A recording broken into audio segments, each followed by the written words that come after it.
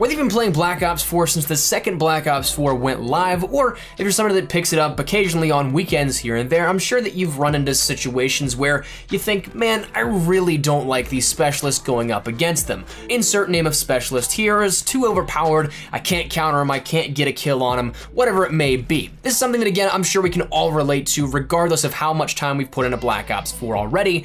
So today I wanted to give you guys a little bit of a counter guide on how to counter basically every specialist. There are some specialists that have a lot more to go in depth with and a lot that have a lot more counter methods than others, and some only have very specific small details on how you can partially counter them, but we're gonna be breaking down ways to counter every specialist here in some capacity in this video. So hopefully it helped you out, but before we get too far into it, a huge thank you to my good friends that helped me out with this video, Carnage Sock, Carnage QZ, and Carnage Foxy Grandpa. Their links will be all down there in the description below. Make sure you go check them out. Absolutely awesome creators on the come up and on the rise, so check out their stuff. They saved the day here at this by helping me get some of this footage here. So truly thank you to them, and again, check them out, show them some love, toss a sub, do your thing, you know what I'm talking about. But let's jump into it. Let's start out sequentially with what you see in your selection menu of Black Ops 4. When you go in, you end up seeing, of course, you have Ajax, Battery, Crash, Firebreak, Nomad, Prophet, Recon, Ruin, Seraph, and Torque. And while we have more specialists coming throughout the content year, right now that's our 10 specialists that we have at the moment. So starting with Ajax, this is actually a good one to start with because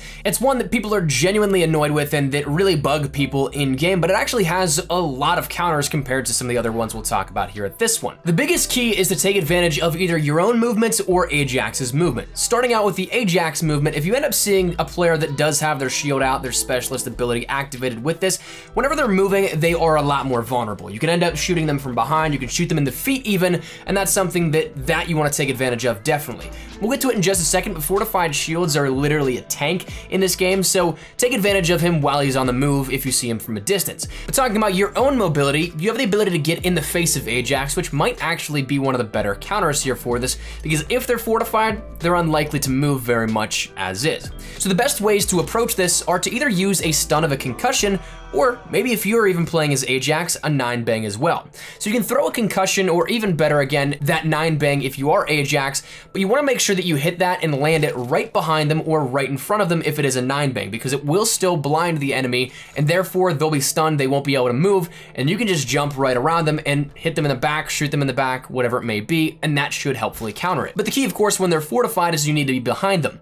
And that leads me into the next point. You can do a lot with directional damage here to counter this. So fortified shields, if you end up going head on, will block literally anything. You'll see in the B-roll footage we're cycling through things like the Annihilator, like the Gravity Spike, like the Flamethrower, like the Tempest. All the weapons that specialists have, even though they're considered one-shot or two-shot weapons, they don't do anything to the Ajax fortified shield head on. But if you end up using, say, the War Machine or a grenade or anything and bouncing it at the feet or sticking it at their feet behind them, that damage will then hit them in the back and it'll do enough damage to take them out. One cool additional little quirk is that while Ajax's shield will sponge just about every specialist weapon that comes at it, one thing that will counter it and will still kill everybody because it is proximity based and can get around is Firebreak's reactor core. Whether you're right on top or slightly just at the edge of the range, it will still do damage to Ajax even though he is in fortified mode. So that's something to bear in mind as well. But if we're talking not just about Ajax's shield and instead about the 9-bang, if you're like me, you've probably thought, well,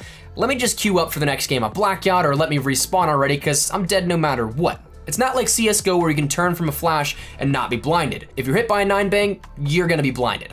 There's one perk that can semi-counter a 9-bang, and that perk is Tac Mask. And you'll be seeing a lot of that in this video because we're gonna be talking about how it actually messes with the effectiveness of things like the 9-bang, Razor Wire, Reactor Core, Seeker, Tempest, and Purifier. There's a lot that it really can help out with. So you'll be seeing a lot of that in this video, but it's not a guaranteed counter to it would be like the standard concussion, but it is something that helps out a little bit. Outside of Ajax, we can move over to our next specialist, that being Battery, and this is one of the ones that doesn't have all that much of a counter to it, but you can mitigate the damage done by the specialist because the specialist, the Battery, does have that cluster grenade and also the War Machine as well.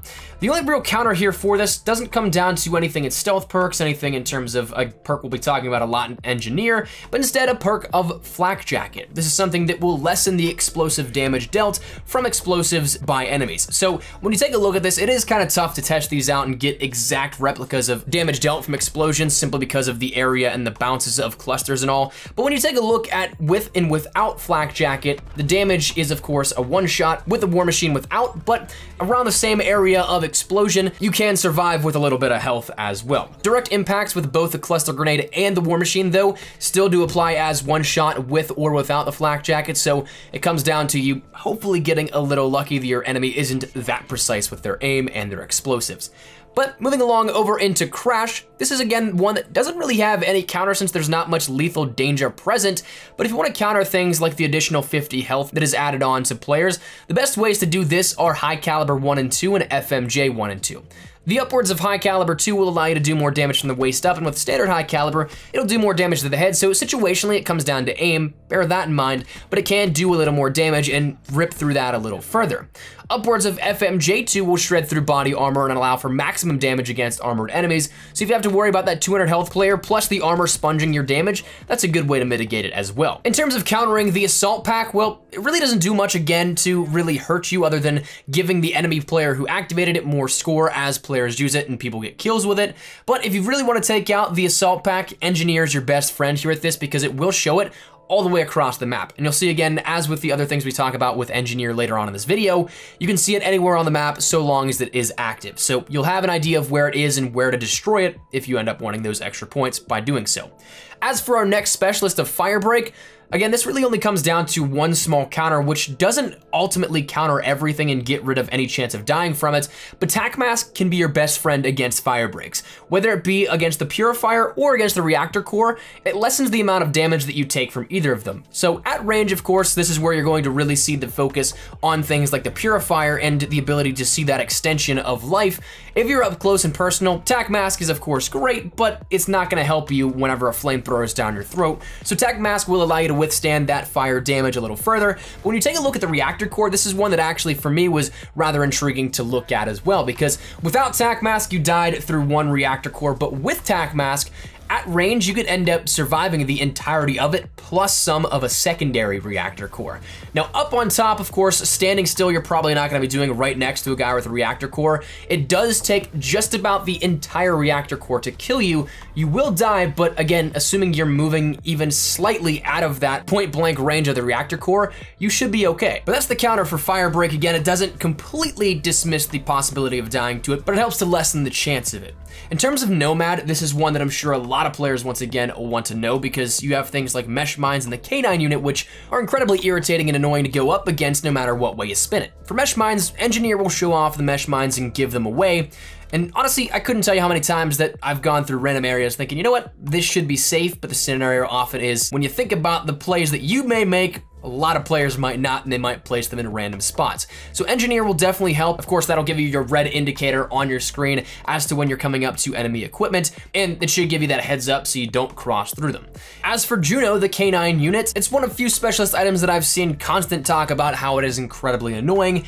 But the big downside for one thing that I will mention is that this is across the board. There's no scaling from core to hardcore, meaning though you only have 30 HP compared to 150 in core, the dog's health doesn't decrease in hardcore compared to how yours does. So that's an interesting tidbit to take into consideration whenever you go play core or hardcore. But in terms of counters, there's some that work, but they're very situational. And actually going back in a little post-production note here, recommentating this part so you guys know, my good buddy Ace actually just put up earlier in the day a great in-depth counter of every single way you can counter it if you guys want to check that out. I've been working on this video for the past couple of days to a week now at this point, but he ended up putting up a great one that covers a lot more points than I had here initially, which is what we're going to continue into, but I digress. If you guys want to check out the full list of actually every single way, that link will be down there in the description below. But in terms of the counters that we have here, the easiest ones here to me come down to one, mobility perks, because let's face it, lightweight will let you run faster, and in a race, all you really gotta do is run faster than the other guy for the aggro to be switched. You don't need to win the race, just need to be faster than the guy next to you.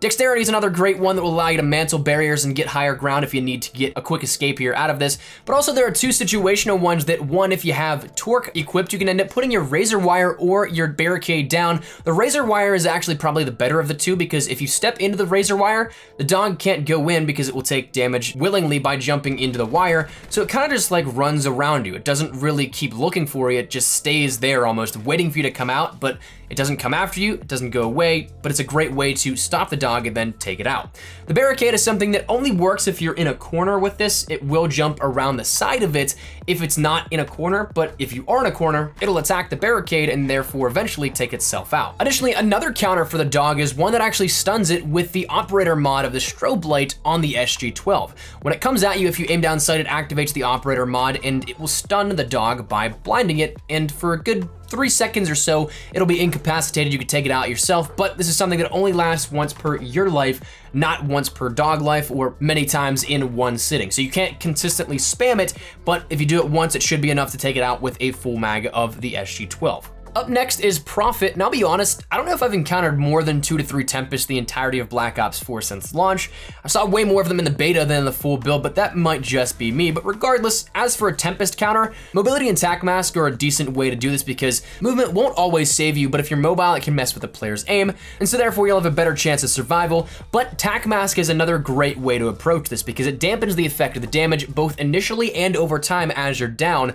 That charge won't do as much damage once you're on the ground. So you'll be able to 1, get back up on your feet faster, and 2, you won't take as much damage once you're finally done with all of that. So tac mask is definitely the lifesaver here with a Tempest. And as far as the Seeker's counter goes, well, you have of course that ability to recognize when it's coming, to which if you spam that square, that X, or whatever you have it bound on PC, that's of course great. And while I think that even if you mash it whenever the icon comes up, it still isn't the most responsive, definitely by mashing it and being aware of it, that'll help you get out of it initially. But when we come down to what is tac mask, it is night and day difference and is a lifesaver because you don't even have to worry about trying to mash that button then. If you end up taking a look at how long it takes whenever you get shocked without tac mask, it might make you want to reconsider what you run on your class setups, because when you get shocked by this, it immediately pulls it no matter if you touch it or not. It'll automatically detach immediately. No shock, no nothing, just that slight inconvenience of having your character's hand model come up and pull it out from their body. So that's really it. Tac mask comes in massive handy here at this one and almost cancels completely the entire Seeker situation. Recon's the next specialist up on deck, and I'll be totally honest with you, there is next to no counter for Recon. I've talked about since the reveal back in May that Recon was one of, if not the best specialist in Black Ops 4, and now going through the testing of it, it confirms my suspicion here with this. Stealth perks really don't help, both on the sensor dart as well as vision pulse. There's no counter to those, but the way that you can take out the sensor dart and slightly counter Recon is again by engineer. It will show where that sensor dart is, but that's about as far as it goes. So if you're looking for a specialist that really just gives you all the advantage in terms of knowledge and knowing where players are, Recon's for sure the best tier out of this.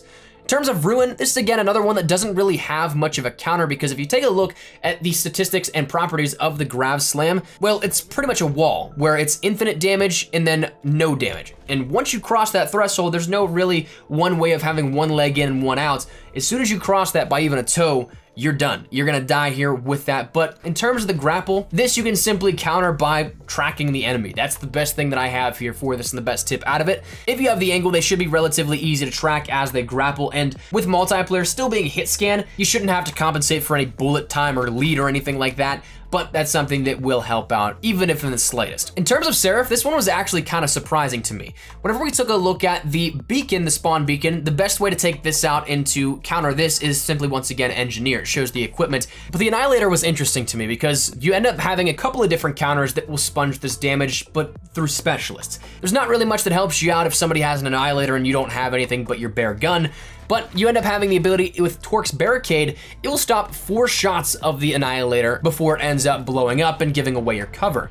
Razor Wire, surprisingly with Torque, actually doesn't have any effect, despite in multiplayer regular with standard bullets, it sponges that. So that's something you might have seen in gameplay, somebody laying behind Razor Wire. You can't shoot them, they can shoot you, but all your shots go right into the Razor Wire. So it doesn't really matter about this one here. The Annihilator shoots right through that. But the other big counter is Ajax's shield. As mentioned, it blocks that, and doesn't do anything. You can take all the shots of the Annihilator and it won't even get a scratch, won't do any damage to Ajax. And finally, Torque's biggest counter here just comes down to Tac Mask. It really just negates the damage of both the Razor Wire and also the Barricade. It just doesn't deal as much damage initially. One thing that I found with the Barricade in particular, it does not work with the Razor Wire. It actually does more damage if you do this, but if you jump across where the Barricade is from left to right, it'll actually only do 1 tick of damage, though still a hefty amount, instead of the 3 that it normally does if you walk through it. So if you jump, it'll do only 1/3 of the damage compared to if you walk through. So if one is in a doorway and you have to get from side A to side B, your best bet is to jump through rather than walking through. If that's the only way that you can end up getting through it, make sure you choose the jump. But ultimately, that's where we wrap it up. Again, there are some things that are much heavier for other specialists for counters. Some don't have as much as the others, but that's some tips on how to counter every single specialist within Black Ops 4. I know that some of you guys probably really want to hear about some of the ones like Ajax or Nomad with the dog, but if there's any others that you guys had any issues with, hopefully this helped you out as well. And of course, feel free to let me know your thoughts in the comments. If you have something that counters that I may have missed, let me know your thoughts in the comments down below. That's where we're gonna wrap it up. Thank you guys for sticking around. A little longer of a video than normal, but hopefully you guys enjoyed the video. If you did, make sure to drop a like down below. And of course, if you are new to the channel, make sure you guys subscribe so you don't miss a single thing regarding all things Black Ops 4, multiplayer, blackout, zombies, you name it, we got you covered with the best of tips, information, best class setups, tricks, updates, news, all that good stuff. We got you covered here on the channel. So if any of that interests you, hit that subscribe button so you don't miss a single thing. And of course, if you guys want to follow me over on Twitter and Instagram, those are the best places to get connected from outside of YouTube. Practically live on both those. So if you guys want to strike up a conversation, ask me a question, whatever it is, those links are down there in the description below for you guys to check out. But thank you guys so much for watching. Hopefully this helped you out, and I'll see you guys out there. Go take down some specialists for me. Have a great day, take care, and peace.